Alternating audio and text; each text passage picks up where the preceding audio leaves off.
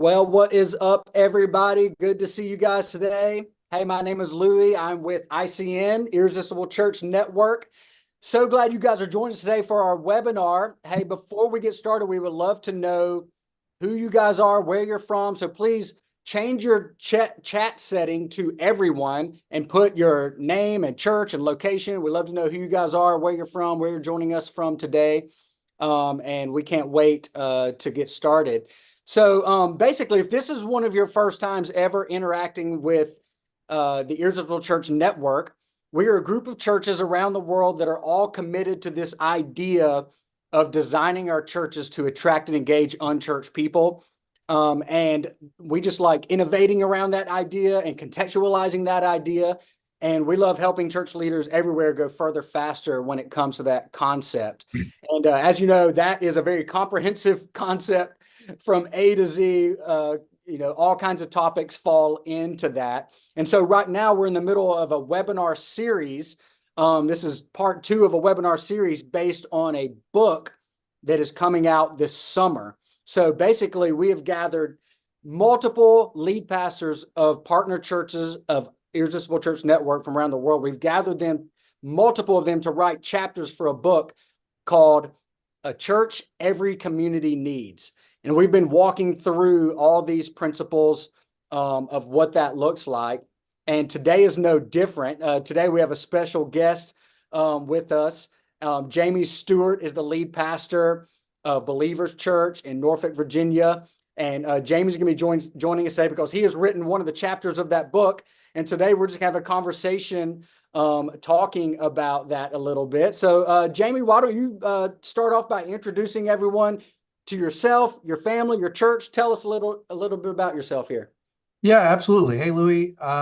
Good to see you. Yes, So sir. I'm in Suffolk, Virginia, which is in the southeast corner of the state of Virginia, Virginia Beach, Norfolk area. Suffolk is the largest city in the state of Virginia by landmass. It's ginormous, not so ginormous population-wise, but we're on the suburban sprawl of Norfolk, Virginia. And I've been the lead pastor here for 20 years, been a part of the church for 30 years. And yeah, so my family grew up here. I've got 2 adult kids and been married 35 years and have a granddaughter. We're in this very cool season of empty nesting and all the other stuff.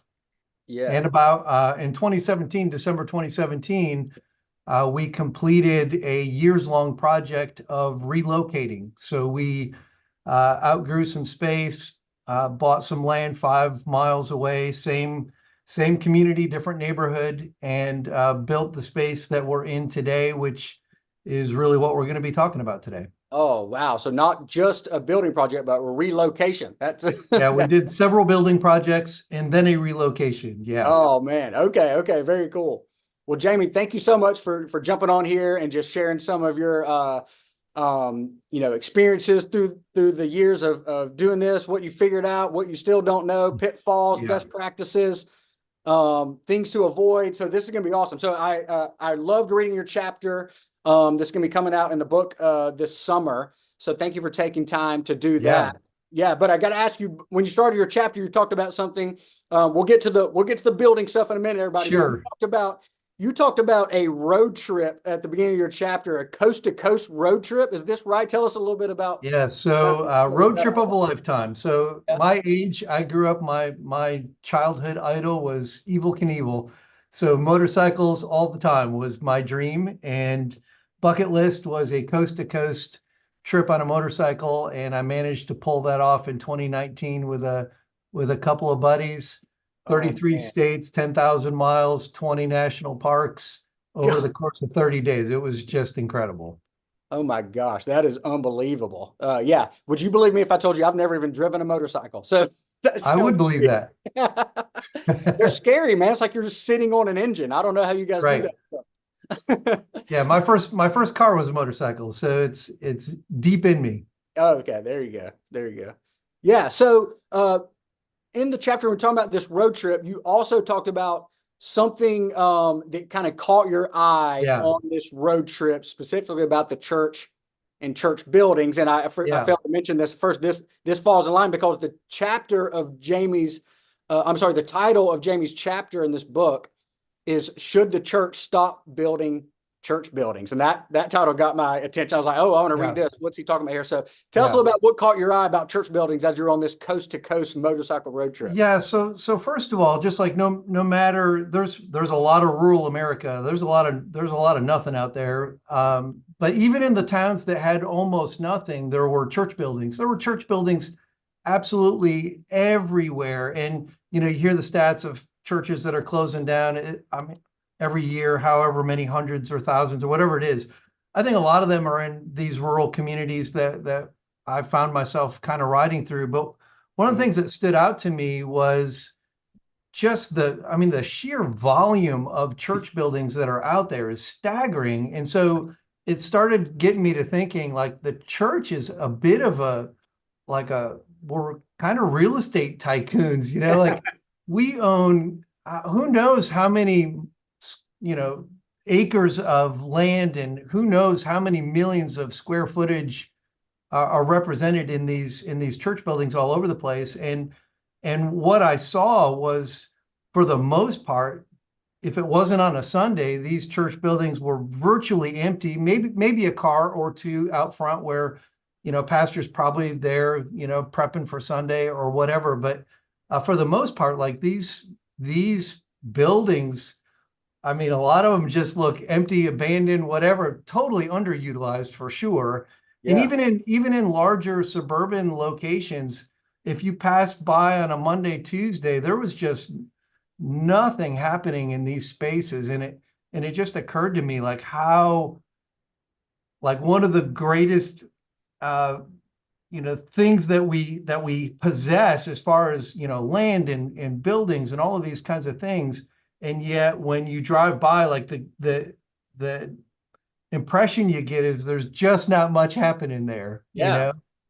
So talk about that a little bit, because on one hand, it's kind of cool to think about how the presence of the church, as you're riding around seeing this, man, the church is everywhere. But you also also had another thought of, like, hey, could this possibly be causing a negative perception of people outside the church about the church by the way we use or don't use our buildings? What tell us? Yeah, for sure. So it was not uncommon in communities to drive by some of these churches, and they would have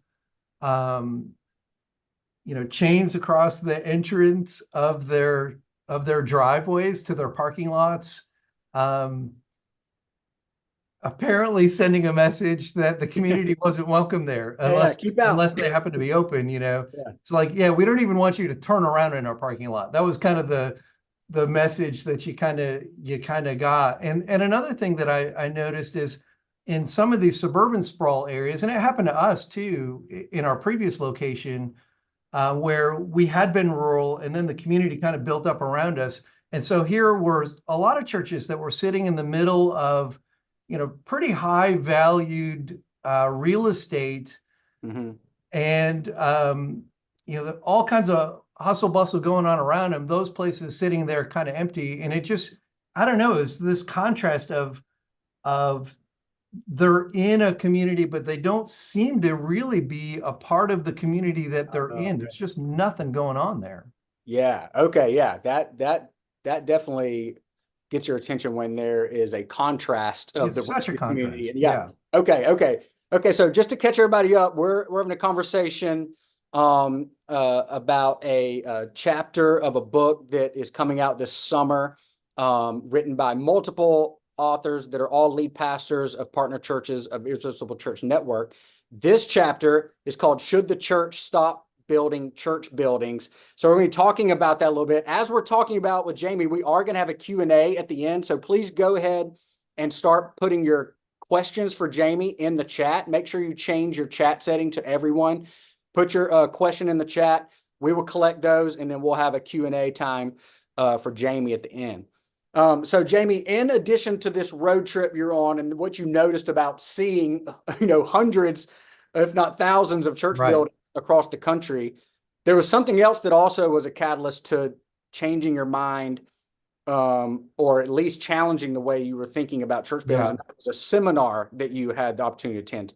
Tell us a little bit Yeah, about that. so this was probably a decade ago. It was long before the road trip kind of confirmed what was starting to Oh, okay, be yeah. seated in me. So about a decade or so ago, our church was experiencing a pretty big growth spurt, and we were landlocked, and so we were adding services, and we were reconfiguring space, and we were doing our best to maximize the space that we were in. Honestly, the last thing I wanted to do was, I mean, most pastors don't particularly enjoy doing building program kind of stuff, and a relocation seemed so daunting to me. Um, so we're on this trajectory. Things are growing. Do we go multi-site? Do we do whatever it is that we're going to do? Hmm. And I had no idea what we were going to do, but I knew that we needed to start thinking about doing something. And I got this flyer, mass mailer, that probably went to every church in our zip code or our area or whatever. And part of it said, one of the things that it said was free lunch. So that got my attention. So it was in Richmond, which is not very far away from us, and free lunch. And it talked about how to design your space to engage your community more. And that kind of caught my eye. And so our staff was relatively small at the time. We had a church van, and we could all fit in the church van. So I said, "Hey guys, we're going to do a road trip, and we're going to go to this seminar. At the bare minimum, we're going to get a free lunch." Yeah. And but listen, we're not buying anything. We're not signing up for anything. It was like we were getting ready to go to this. Stand strong, Yeah, yeah, like a timeshare. timeshare Yeah. presentation. Yeah, Yeah. like we are not getting worn down by these people. We're just going. And my thought was, let's at least get some ideas about designing space, because we're going to be doing it at some point down the road. Hmm. And we get there, and the guy leading the seminar, his name is Dan Cook. Um, he said this line to us that just grabbed my attention, and he said, "The church is the worst steward of square footage of any organization in our country, except for maybe the NFL." Yeah. And he said, like, we have hundreds of thousands, if not millions, of square foot that sit fallow all week long.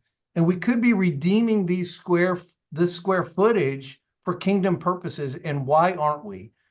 And I'm telling you, like, it just so jarred me that I started leaning in. And by the time we left there, we bought hook, line, and sinker everything this guy was peddling. He ended up being our architect for our project years later.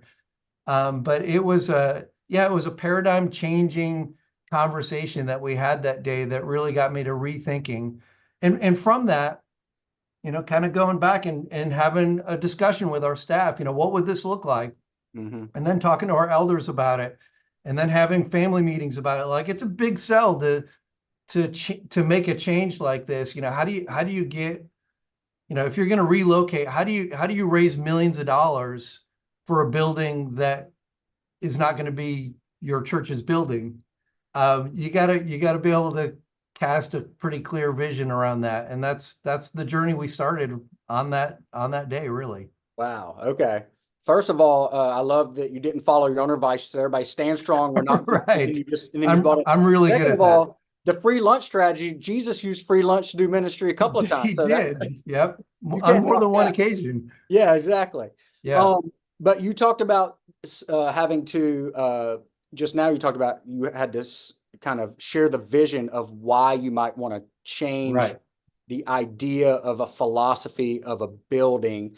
And I know you have a few different benefits to that of switching the philosophy of building and inviting the community into your building outside normal church service Yep. times and things like that. And one of those you talk about in your chapter is this idea of a familiar space of the church Yeah. becoming a familiar space of the Yeah. community. What do you mean by that, and why is that so important in today's culture? So a couple of things, like, just to say, like, what we ended up doing, because it kind of sets the table for some of that. So we ended up opening a preschool and an event center. So our space is, we have an office space that is for our church staff, and then the rest of the building is being used every day of the week for either an event center, 5 days a week for the school. So for us, it's we open this event center kind of thing. That's not necessarily for everybody, but the idea is around this idea of familiar space. I think people in our community, and if you're a church leader, if you've ever invited someone to come to church, you know this. If you invite, my chiropractor friend, I invite him to church, and he would say things like, if I walk in that church building, the roof's going to cave in on me. Because he has this idea that this space is like this sacred space that an unchurched person shouldn't walk into, Fear. You should be a afraid little of. bit of fear, like he doesn't belong here. And we all work to create inviting spaces, and we try to create cultures in our churches. I know we do that will welcome anyone, no matter who they are. But the perception that people have about our spaces is that they are sacred and that they don't really belong. And so one of the things that we have found here is through our school, through the event center, at our New Here luncheons that we do, it's very common for us to go around the room and, hey, how did you hear about us? And the answer is, oh, I had a business function there and I didn't know a church was there. And then when someone invited me, I was like, oh yeah, I've been to that space. And the roof didn't cave in on them, right? Yeah. So they were able to come in here under a neutral kind of environment for them, and saw that, oh, there's a church that meets here. And when an invite came, it seemed like an okay thing to say yes to, because they've been in that space and nothing terrible happened to them. Okay, I love that. So obviously one of the key philosophies of Irresistible Church Network and many others is that we want to remove unnecessary obstacles. Right. Yep. And so our space itself can be an unnecessary obstacle. Exactly. So when you guys, the way you guys utilize your building, that unnecessary obstacle of unfamiliarity or even fear is removed in some cases. So people are, oh yeah, I'll check that church out. I went to an event there, or that's the preschool I love that. Yep.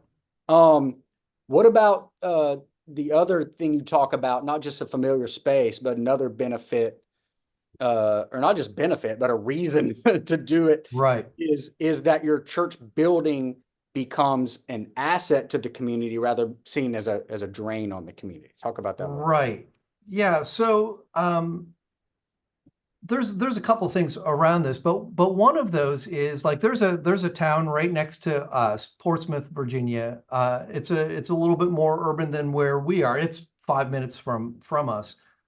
They actually have on their books for the city that they will not allow any more. They will not rezone any more space for nonprofits because they've hit a percentage of acreage in their city that is no longer taxable, and it's not sustainable for the city.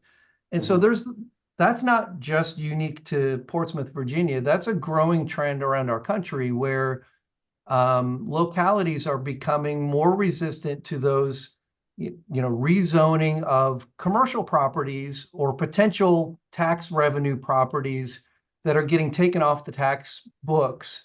And so localities are a little bit resistant to allow churches to buy, large swaths of land to be able to build something spectacular, and then the city misses out on tax revenues. So that's one piece of this. Yeah. But the other is churches have a tendency to like I talked about on the road trip, like the chains over the driveway, like they form this bunker mentality where they use their space to withdraw from their community and not engage it. And it sends a message to the community that that we're not really a part of that community. And so, for us, the community facing church idea that we wanted to build a space that our community could use. And we wanted this space to be for our community, not just us. We're for our community, of course we are, but we wanted our space to be for our community. So when we opened up our event center here, we actually had a Chamber of Commerce event. where the mayor came, and I couldn't have written a script that was better for us. She was so appreciative of our church being in this community and opening our doors to our community. And the result is we look like community players because we are. And Right. every church wants to be that, but we've taken steps to actually engage our community right where they are. And we've met a need in this part of our community. There is no large meeting spaces that are available, or not many anyway. And so we met a need that our community has. It puts us in the community, and it brings the community to us. We're now players with the people around us. I love that. I love that. Yeah, that definitely lets the community know that you guys are for the community, not just in saying that, but in your action, the way you've opened up and utilized the building. Yeah, even our spaces for our community. Of Even course the we are, space. but I even our love that. spaces. Yep. Okay, well, we'll talk about this for a second, because on one hand, you could say, well, this is an amazing strategy to remove obstacles and change people's perception about Jesus and the church, and to provide a familiar place to make it easier for someone to come to church and meet Jesus. But you also talk about in your chapter, might be even more than just a good strategy for reaching people. This, you say in your chapter, this might also just be a plain stewardship issue of the way 100%. churches should be utilizing buildings and finances in and of itself. Talk a little bit Yeah. about Yeah. So, I mean, if someone decided that they were going to use their space for something other than their church, which is really what we're talking about, using your space to open it up to the community, you don't even have to do it for rent. Mm-hmm. But if you open up your building to your community for them to use in other ways, I mean, that's still a stewardship of space. You're still using your space to engage your community, even if you are uncomfortable with the idea of doing it for hire. Yeah. It still can become a stewardship issue. But I think increasingly, and for us, the decision that we made was it was also a financial stewardship issue. So we have all of this money that's tied up into a space. Do we really want to just let that space sit empty all the time, except for the days that we're using it as a church, 1 or 2 days that we use it? And for us, the answer was, so you think about in Matthew 21, Jesus tells the story of the talents, and he gives a certain number of talents to 3 different people. And the last person, they're afraid that they're going to lose their talent. So they bury their talent. And from my perspective, the talents they're the assets that the king has given us. And by and large, the church is sitting on they're just sitting on their assets. And I think there's going to come a day where the servant was called wicked and lazy because they didn't do something with what they were given. And so we have this amazing space that we get to use as a church on Sundays and whatever other day we're operating. But the days that we're not, it will generate some revenue. That's one piece of it for us. It's a stewardship of people. So people come into our space. Last year, we had 20,000 people come through our space over the course of 165 different events that were hosted here. So 20,000 people, that's a lot of people who get some exposure to who we are and where we're located. And many of those people end up coming and paying a visit. So it's a stewardship of people in our community. So we want to make sure that this space is being fully utilized, not just sitting empty. And when that day comes, did we steward our space well? Man, I want to be able to say yes to that. Yeah, no, I love that. That's a thought-provoking way to think about it. Now I know you did talk about that the way you guys have chosen to use your particular building with event centers and even the school, things like that. Right. Those are, like you said, those are also revenue generating operations, correct? Yeah, they are. Yep. Yeah. So I know there's different ways people could do it. Somebody could say, we're just going to use that 100%. building and donate things, but you guys have chosen a route where some of those things are even revenue producing.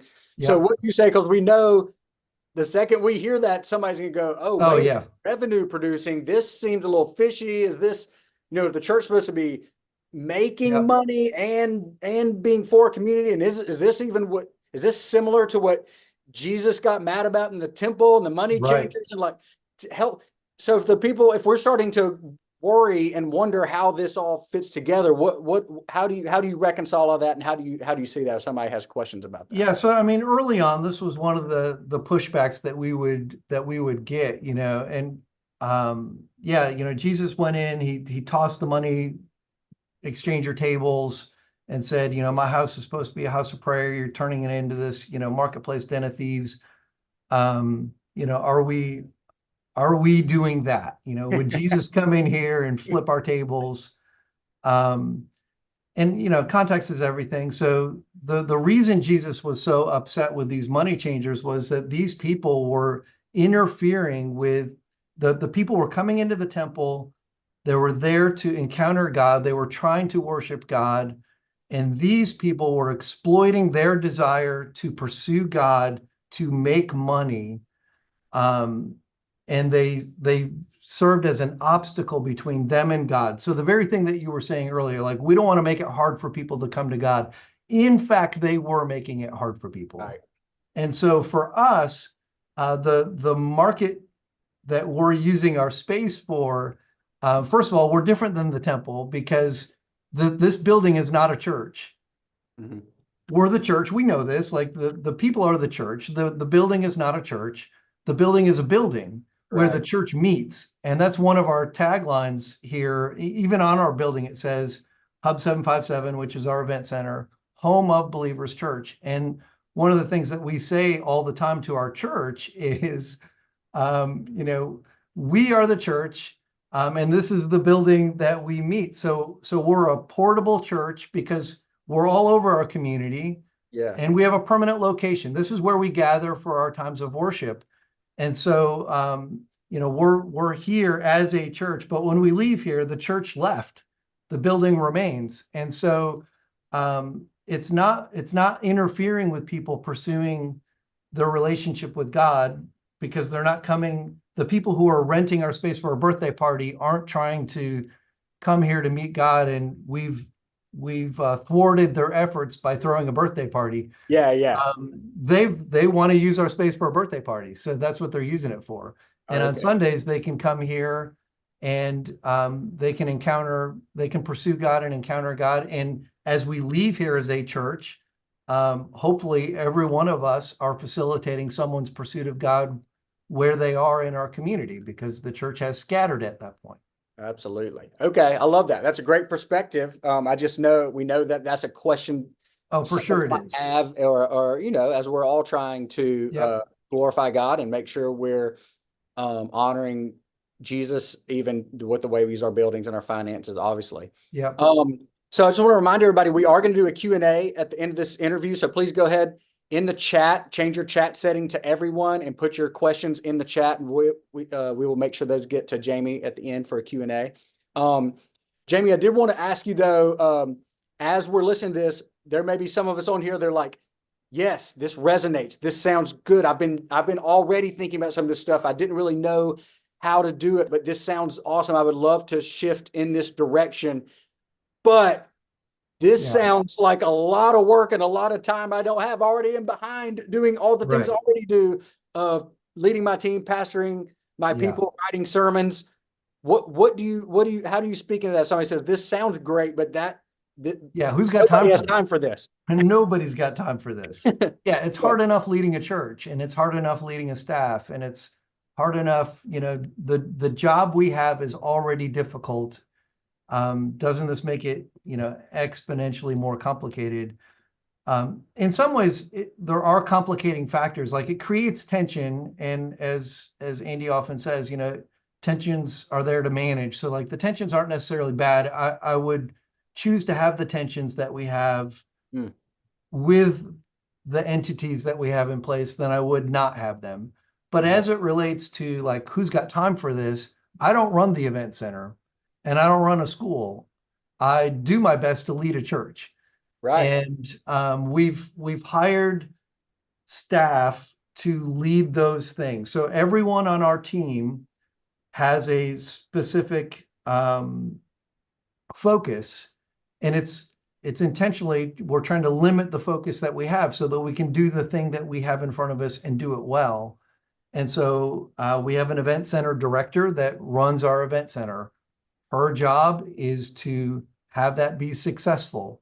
And she doesn't have to worry about running the church. She's got to run an event center. Right. And same with the school. You know, we have a director that does an amazing job running the school. I don't run the school. And when parents have a complaint about the school, they don't come to me.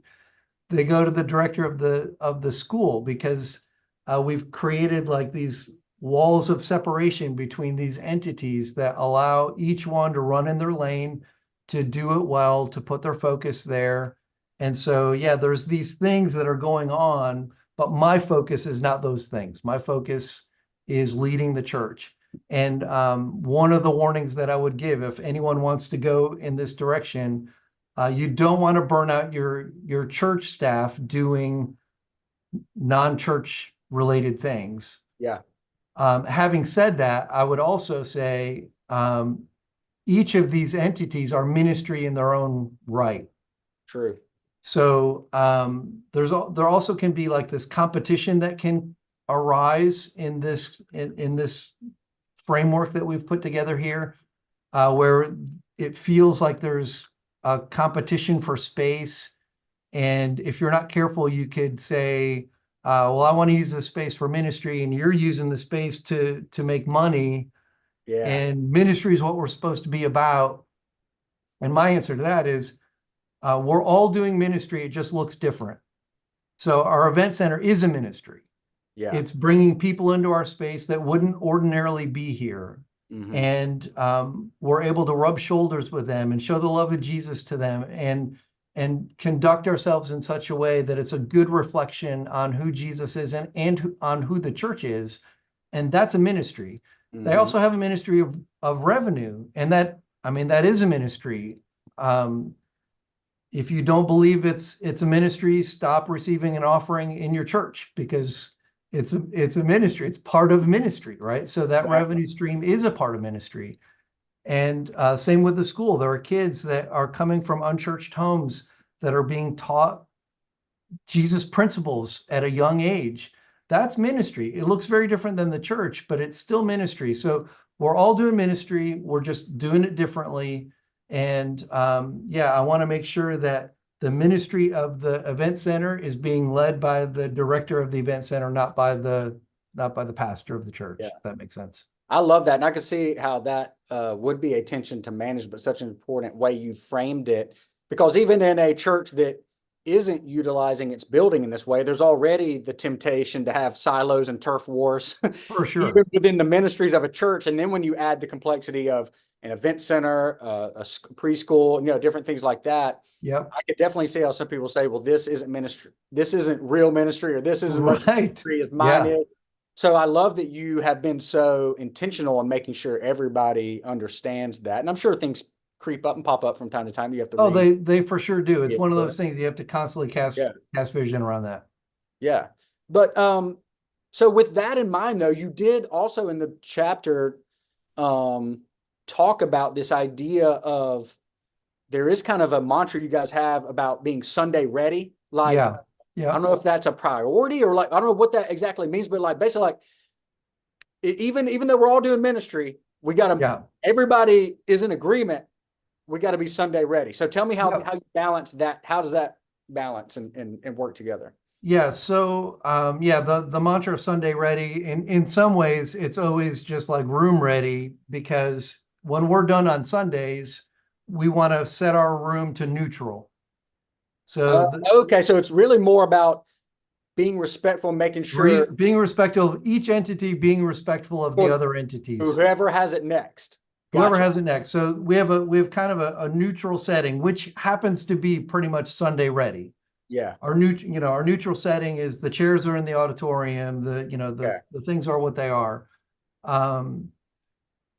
So when we're done with the space on Sunday, if we have portable signs, because we don't have a lot of, we're not hanging stuff on the walls, because if you're having an event, you don't want to have a big sign that says small group sign up here hanging over your hanging over your birthday party or whatever it is that you're doing. So most of our signage is kind of portable that way. So we put all the portable stuff away, and it's ready for events throughout the week. And on Saturday evening, when the last event has been done for that Saturday, the parking lot gets cleaned up. The chairs get restacked in the way that they're supposed to be for Sunday.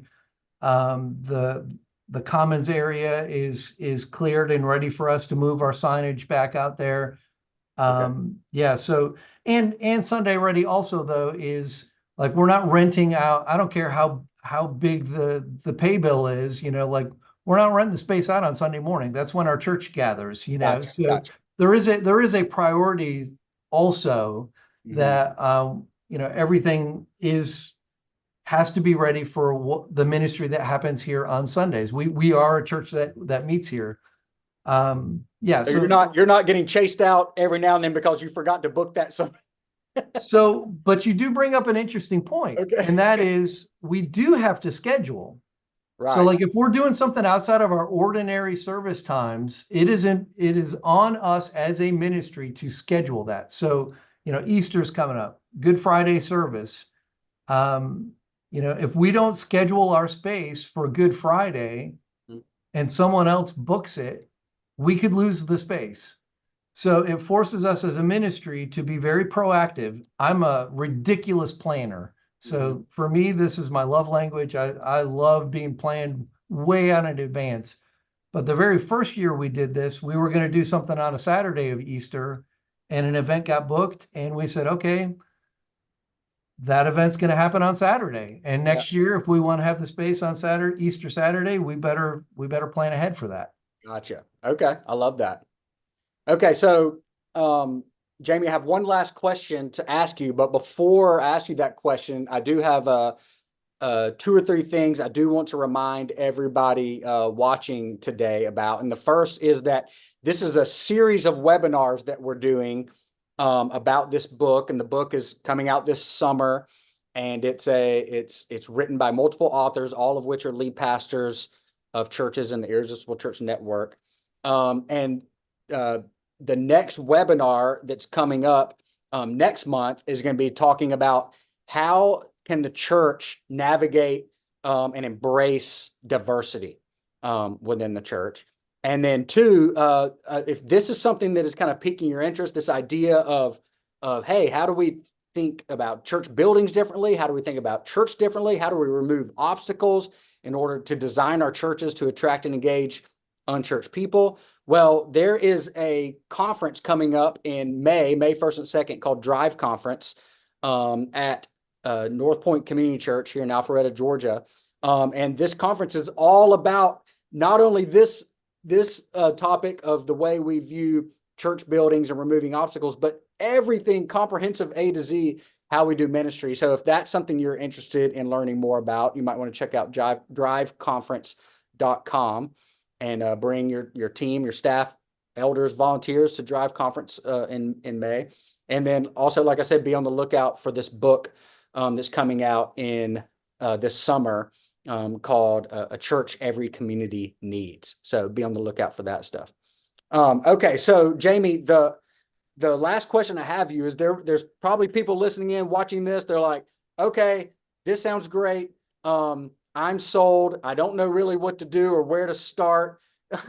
What kind of advice would you give those people? Like, what would you tell them? Remember this, remember that, start here. Like, what's kind of your words of your challenge, your charge to the people that are ready to change the way they think about church buildings? Yeah, I think, if that's where you are and you're ready to kind of pull the trigger, I would say take your time, first of all. Like, really think it through. You don't want to start something that bombs. That's not going to be a great reflection on the church. You don't want to start a business that 12 months later just fizzles. So, like, really be prayerful, really be intentional. Do your homework, look around your community, what needs are present that your church might be able to meet with the space. And it might be just like you have lots of lands. Well, open up your land to community soccer leagues or whatever. And it may not be what we're doing, but just be thinking about what the needs are in your community and try to ask, like, is there a way that what we have can intersect with a need that our community has, so that we are now viewed as a player in our community that really cares about what's happening, rather than just propping up a bunch of programs that are trying to pull people from the community into your space. Rather than go through all that, find a need that would naturally draw people to your space. Yeah, I love it. And that's how you guys landed uniquely That's on an event center It for is. meeting space, large meeting Yep. spaces and preschool. Yeah, I love it. yep. We did a market analysis on event spaces to see what was available, and that was one of those obvious needs that we had. Okay, perfect. Great. Well, with that said, Jamie, you want to jump into some Q&A, some Let's questions? do it. Okay. The first question here comes from Michael, and he says, "What does Believers Church call its event center if someone attends an event there and does not know it's a church?" So, what do you call Yeah. it? What is it known as? And I think you might have mentioned it in the Yeah, earlier, I but remind did. everybody how So you.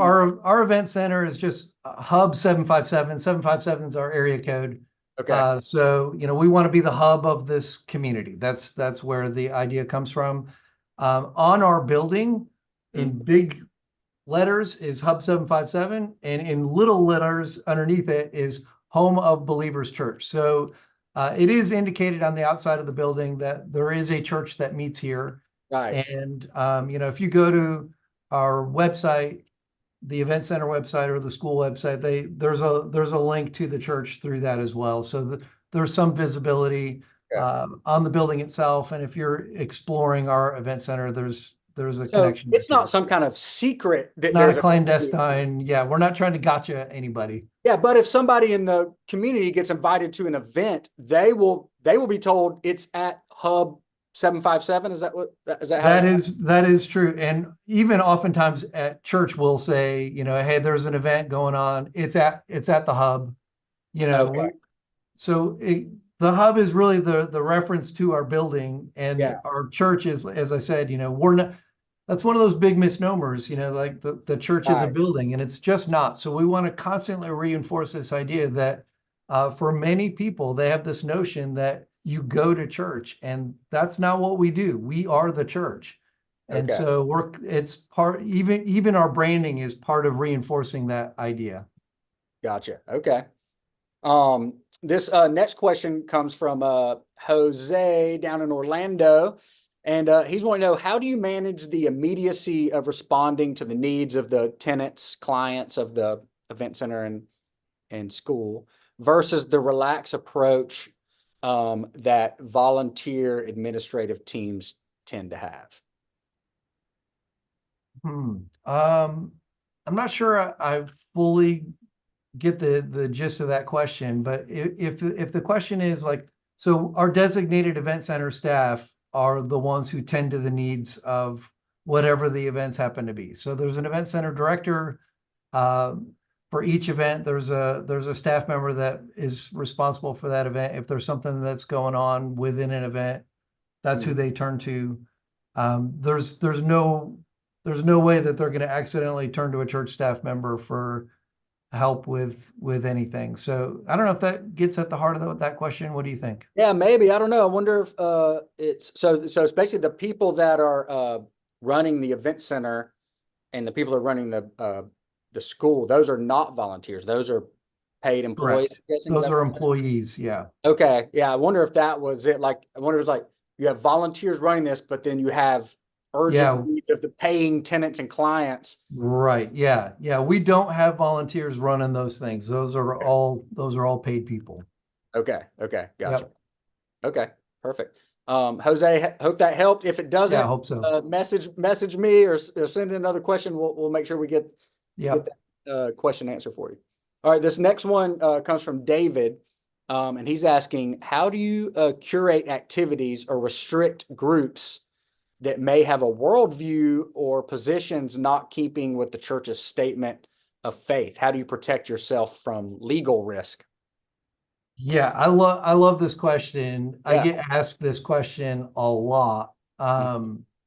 So it's a little contrarian what I'm about to say, but we are not trying to figure out ways to keep people out.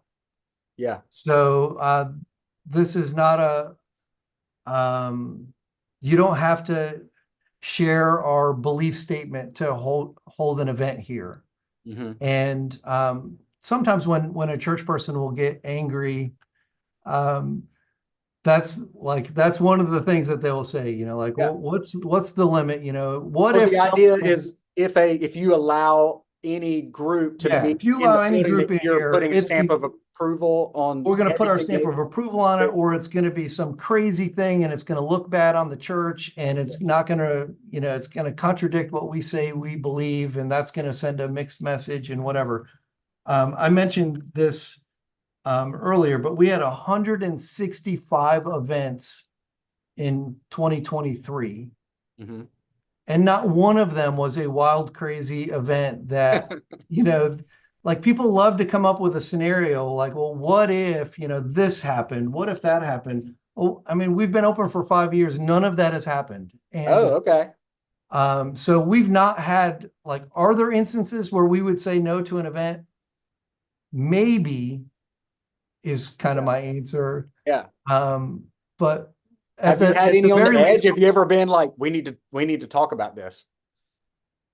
no, not really. Oh, okay. Yeah. Okay. I didn't know if you're Yeah. like, yes, we have, and we decided to go ahead and do it, or if you're just like, no, So we've our really never our been. our knee jerk is to even if it's someone that we disagree with, Yeah. why would we not want to expose them Yeah. to the church and to a loving example of Jesus? So, yeah, there are events that happen here that would kind of go against. I've had church members say, for a wedding that was here, well, I saw cases of booze being loaded into the church. Yeah. Yeah. They're very upset about it. And I would say, well, first of all, they weren't being loaded into the church. They were being loaded into a building where our church happens to meet. Right. Second of all, it was a wedding that you weren't even invited to. So I don't know why you're offended by that. Like, our knee jerk is going to be able to say, yes, we can facilitate that because, our objective here is to show the love of Christ to everyone, not just to the people we agree with. Yeah. Okay. I love it. That's great. That was a good question though, because I could see A lots of people, great question. lots of Yeah. people wondering about that. Yeah. Okay. The next question is from Eric. And he says, how does nonprofit make rental income? And Yeah. did you have to make a separate organization? That's also a great question. So our two entities operate under our same status as a church. I don't know how all that works. Like they're their own entity, but they operate under our tax exempt or something like that. Yeah. But I can tell you this: um, the city here, it's a different kind of animal. Like a church that has a for-profit arm, if you will, is an anomaly, and the city really didn't know how to handle that. Mhm. And so when we first came here into this space, there was a little bit of give and take and tug of war with us and the municipality around it. And I can't speak for what your locality will do. What ours ended up doing was our school operates under the religious exemption clause in the state of Virginia. So they're non-taxable, and that's how that functions. The church is obviously non-taxable. Yeah. The event center has X amount of square footage that's available X amount of days of the week, and we pay property tax based on the availability of that and the rentals that kind of happen. So Yeah. they've come up with a formula. I'm not 100% sure it's even the most equitable or fair or whatever, but the result is We do pay some property tax on our space. It comes out of the revenue of the event center, Mhm. and it makes us a contributor to our community. And so, people who are angry that churches have tax exempt status, well, we do for the tax exempt activities that we have, and we don't for the non-tax exempt Wow. status Okay. activities that we have. And that makes us a good community partner. That's kind Yeah. of how I view it. Yeah, that's interesting because that's a whole, I didn't even think about the That's a whole new ball of footage wax. and Yeah. proper. Yeah. But from an income or revenue thing, I know churches all the time that charge for like a youth camp, and sometimes Right. one camp will even make money, Yeah. and that money is used to subsidize other camps or other ministries and things like that. And Right. it doesn't have anything to do, it doesn't negate the nonprofit status of the, at the end of the day, Right. the organization as a whole is nonprofit, even Yeah, though, and I know of churches that have done this that don't pay taxes. So I mean, I think it depends on the locality. It's just an unusual thing, and it's worth engaging in conversations. I would say, like, don't do it under the radar. Be as transparent as you can with your locality about what you're doing and have a conversation with them. yeah, yeah, okay. Um, One question is, and I think you touched on this briefly, but could you kind of re-explain kind of how the scheduling works? It's Yep. does your church have to book space in at the hub just like everybody else, and kind of how that works exactly? Yeah, so the short answer is yes, we do. But the longer answer is our event center director, we use it through Planning Center Online. The scheduling function that's available through the calendar function in Planning Center is how all of our space gets booked.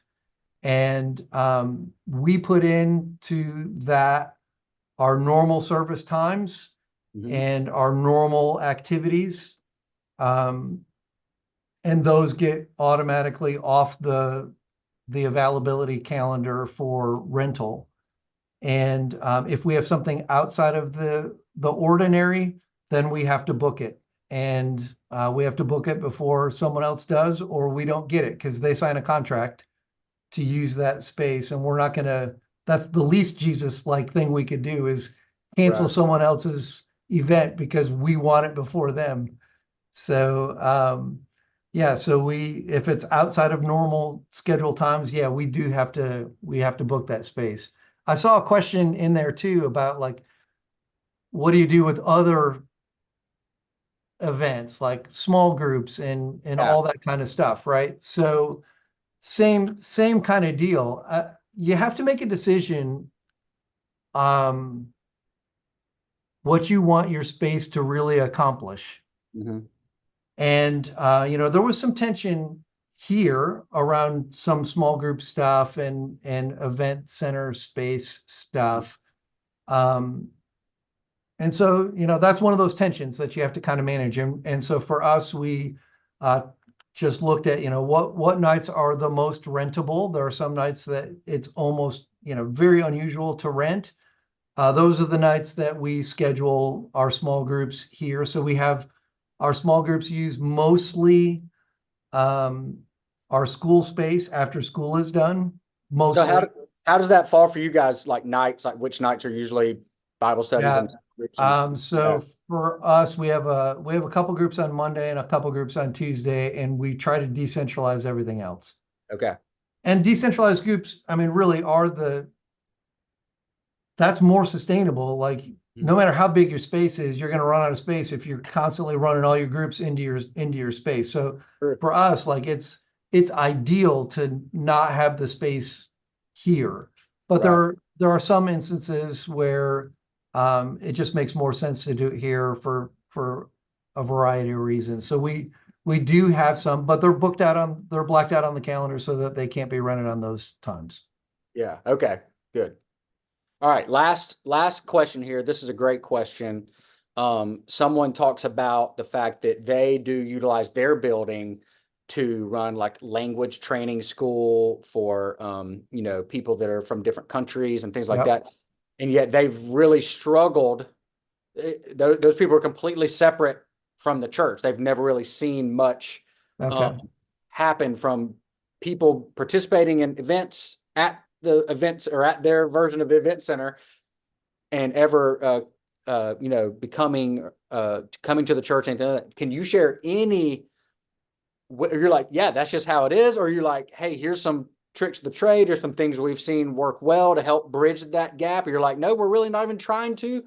That's not even the point. Like, I don't know. How would you address that if somebody feels that as a tension of they're like not seeing that migration? Yeah, no, it's a great question. And I mean, part of the answer is just because they show up at an event doesn't automatically mean they're going to show up at church, right? So, I mean, that's one thing, fix your expectations in such a way. But then the other side of that would be for us, a lot of that interaction is happening with those who are organizing the event.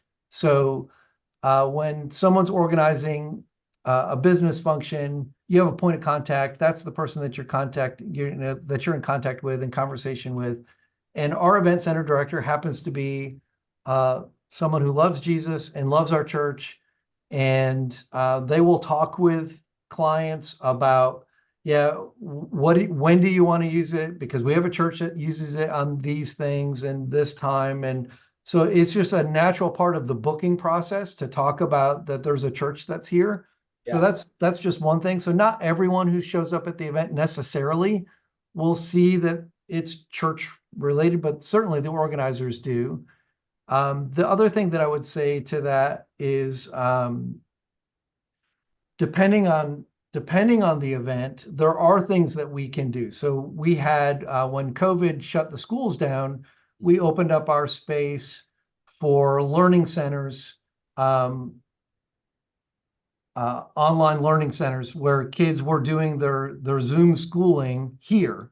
Okay. And when we did that, it was very easy to talk about who we are as a church and introduce them to next gen people and all of those kinds of things. So it depends a little bit on the event.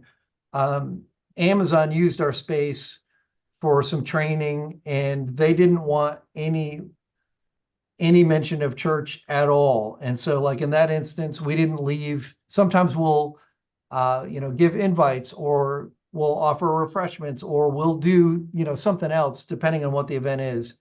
But in that case, it was just with the director or with the point of contact. And our event center director was telling me that now that we've been open for as long as we have several clients that are booking year after year after year. And now she's starting to have spiritual conversations with some of the people that have booked multiple times because the interactions that they've had have been so positive, and maybe there's something going on in their lives that caused them to now start asking some questions. And so it's just a natural part of being a Jesus follower in a business atmosphere. You address it as it comes up, and we're grateful for those opportunities that come along. Okay, good. Yeah, I love that. That's great perspective, because I could see how you could fall into a trap of, oh man, this event happened and then we didn't see any of those people come to our church over the next year or something like that. So I could see Right. Yeah. So then you start looking at, right, what are some of the other benefits? Like if there's income from it, well, there was income from it. If there was exposure, well, you got exposure. And we all know, people don't come to faith the first time they're exposed to it. It's incremental. So just they're seeds. They're just little seeds that are being dropped.